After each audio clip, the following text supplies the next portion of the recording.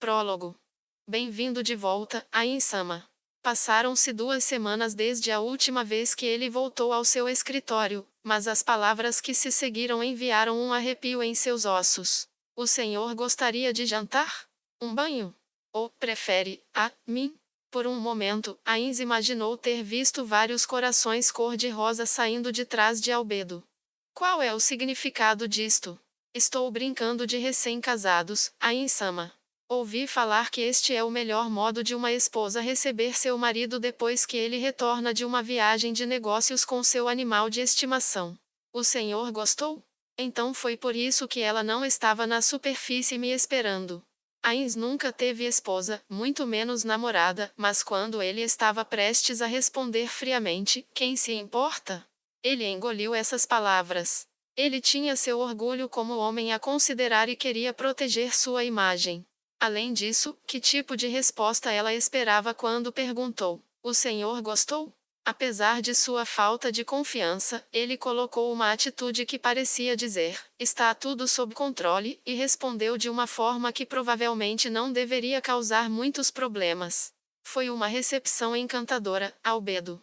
Albedo sorriu e respondeu: Que bom ouvir isso, cufufufu. Quando Ains a viu sorrir sedutoramente, ele abaixou sua postura como se preparando para uma batalha. Ele sentiu algo como uma cobra venenosa deslizando pela sua espinha. Havia uma luxúria bestial escondida nos olhos de Albedo, provavelmente a fonte daquela sensação sorrateira. Aqueles olhos estavam mortalmente sérios. Se ele tivesse respondido: Eu quero você, é claro, mesmo em tom de brincadeira, não havia dúvida de que a superpredadora diante dele se apegaria a isso e o atacaria com selvageria. As palavras estupro reverso flutuaram brevemente em sua mente. Embora ele tivesse poucos vestígios de desejo sexual, os remanescentes de sua personalidade humana pareciam estar reagindo às intenções de Albedo, que diziam a ele que não faria mal algum experimentar. Sua curiosidade ainda não diminuíra e isso só aumentou esse sentimento. Pare com isso, seu idiota. Não era exatamente autocontrole, mas Ains usou algo similar, algo que teria sido impossível se ele não fosse um morto-vivo, para se forçar a ignorar o subtexto das palavras de Albedo. Ainda assim, algo como nojo brotou de algum lugar dentro do coração de Ains. Antes de ter sido transportado para este novo mundo, ele havia alterado a narrativa de Albedo, escrevendo que ela o amava em tom de brincadeira. Ele estaria tirando vantagem dessa personalidade distorcida, sem antes ela realmente amá-lo de verdade. Mas acabou. O que posso fazer sobre isso? Não é como se um relacionamento entre um homem e uma mulher pudesse progredir através de um encontro de mentes. É por isso que tenho medo de dar o próximo passo? Ains, um virgem que nunca namorou antes, ponderou sobre o assunto.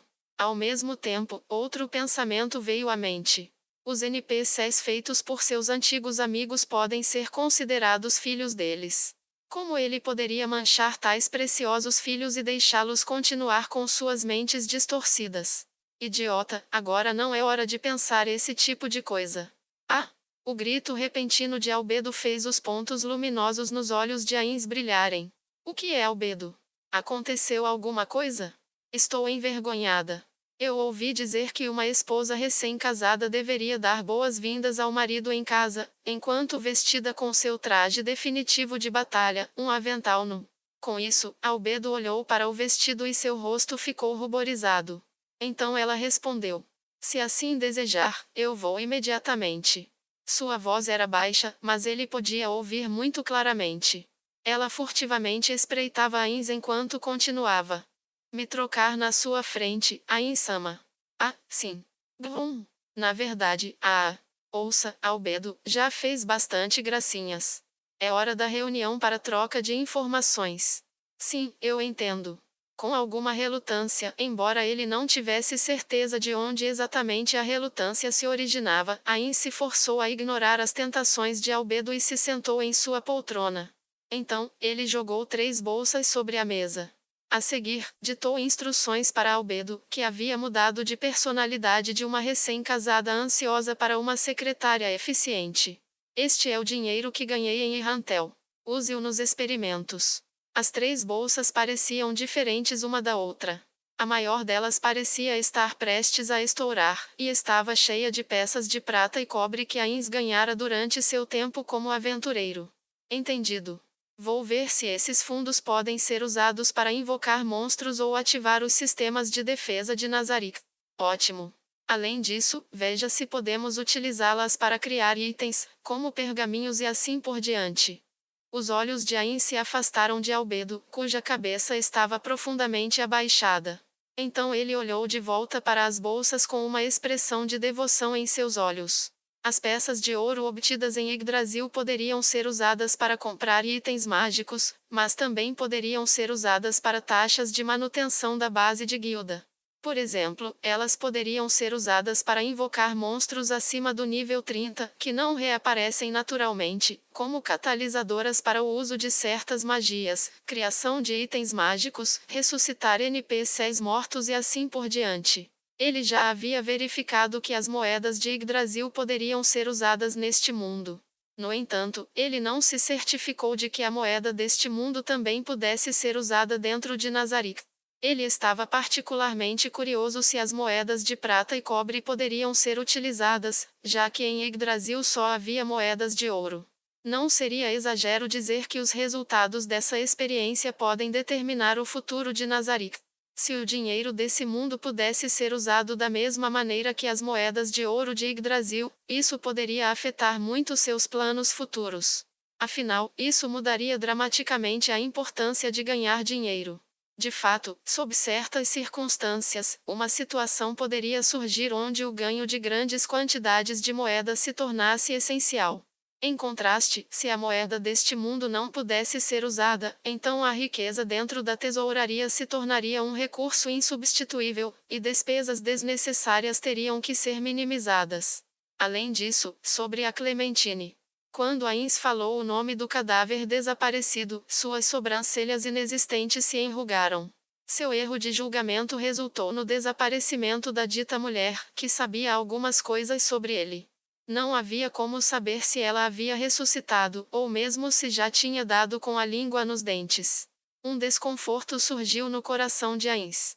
Neste mundo desconhecido, ele descobriu da pior maneira que havia potenciais inimigos com os quais deveria ter muita cautela, mas até agora não havia aprendido nada sobre eles e o pior, deixara alguém escapar com informações importantes.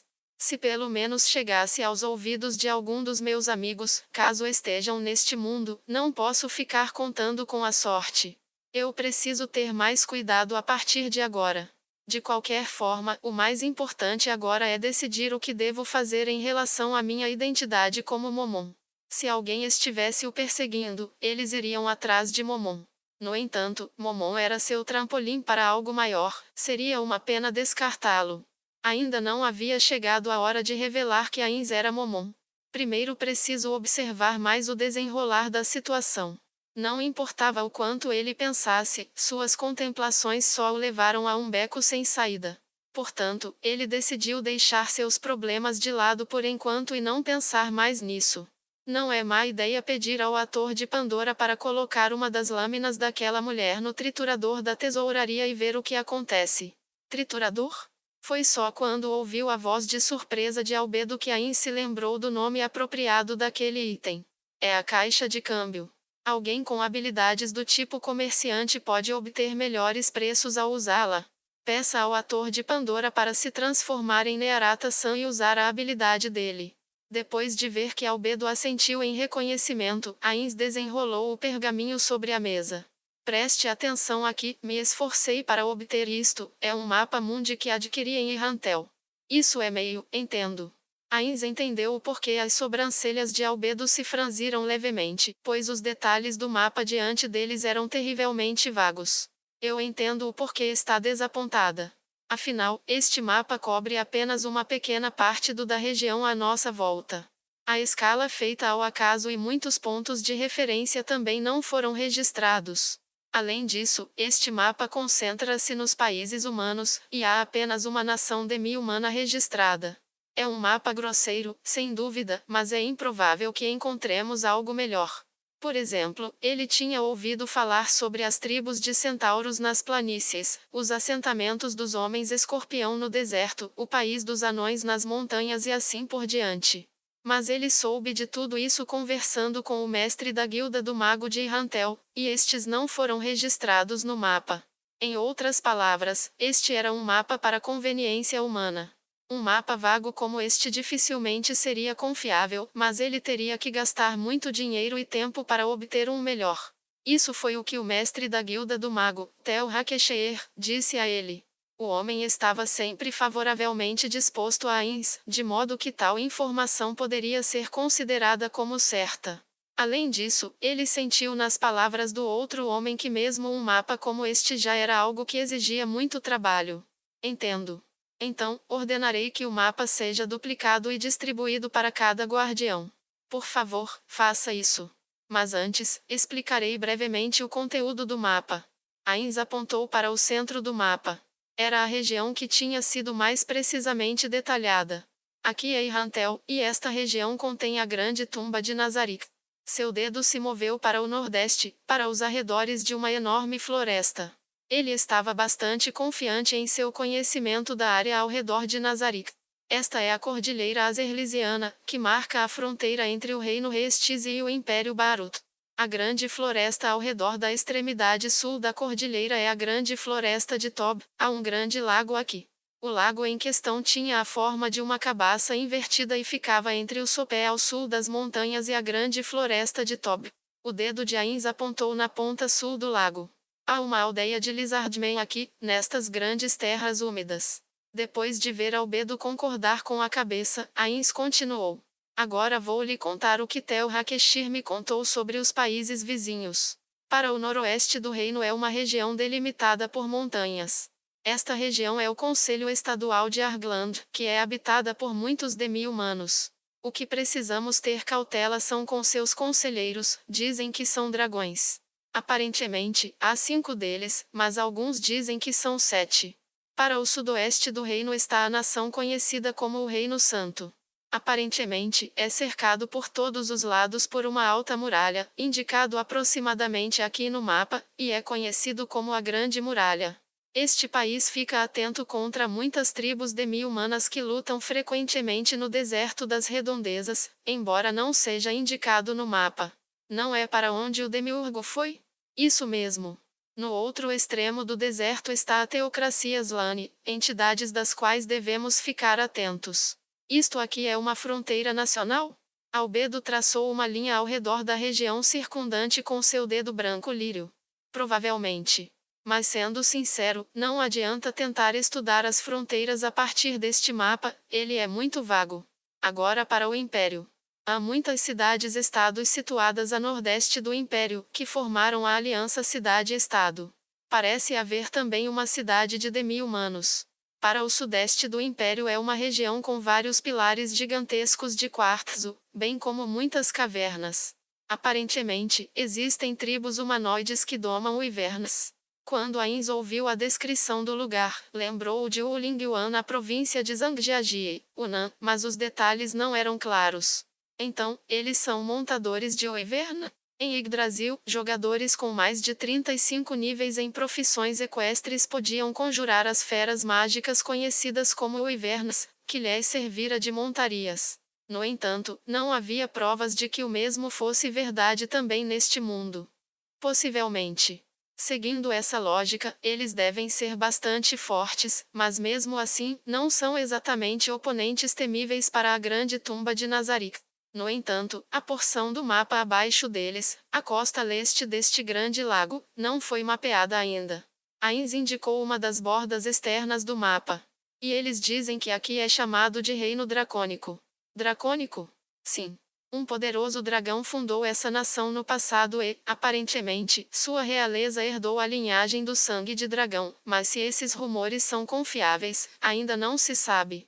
Enfim, isso é o que sei do mapa por enquanto. No mundo onde Ainz viveu como Suzuki Satoru, teria sido um rumor exagerado, mas neste mundo, esse boato poderia ser verdade. Então, Ainz-sama, devemos ter cuidado com a teocracia Slane e o Conselho Estadual de Argland, correto? Ains cruzou os braços sobre o peito e disse: Pois ela tinha certa razão até onde sabiam dessas nações, afinal, eles não sabiam o suficiente deles. Contudo, quando ela viu a reação de Ains, Albedo curvou-se lentamente em desculpas. Me perdoe. Dadas as nossas atuais circunstâncias, devemos estar em guarda contra todos os outros países, estou certa? De fato, é isso mesmo. Mesmo que sejam pequenos, eles podem abrigar indivíduos surpreendentes. Por exemplo, a pessoa que usou aquele item classe mundial em Chaltear. Albedo podia sentir esse significado subjacente nas palavras de Ains sem que ele precisasse declará-las explicitamente. O dedo de Ains continuou apontando os dedos para as bordas leste e sul do mapa. Além disso, há uma cidade que flutua nas ondas ao leste, também tem uma cidade que foi fundada pelos 8 reis da ganância ao sul. Esses 2 lugares são provavelmente os que precisamos ser mais cautelosos. Principalmente a cidade dos 8 reis da ganância. Já que dizem ser uma cidade flutuante no meio do deserto. Uma cidade flutuante? De acordo com as notícias que ouvi, seria mais correto descrevê-la como uma cidade construída sobre uma fortaleza voadora.